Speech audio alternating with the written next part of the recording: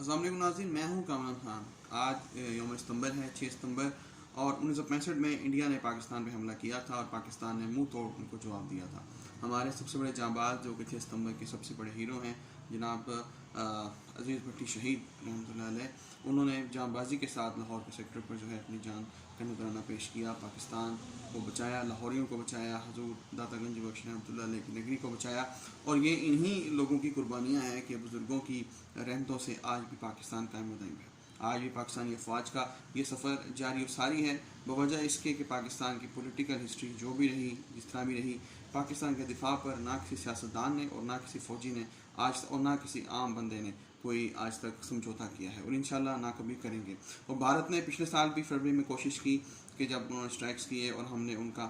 جو ہے پائلٹ پکڑا اور واپس بھی کیا، واپس کرنے میں بہت جلدی کی، لیکن ہم نے ایک ذمہ دار نیشن ہونے کا ثبوت دیا، اور آج بھی ہم انڈیا کی طرف سے ہر قسم کی اسٹرائک جو ہے اس کا جواب دینے کے لیے بھرپور تیار ہیں، اور ہم یہ سمجھتے ہیں کہ 6 ستمبر اور 9 نومبر کی چھٹی جو ہے پھر سے بحال ہونی چاہیے۔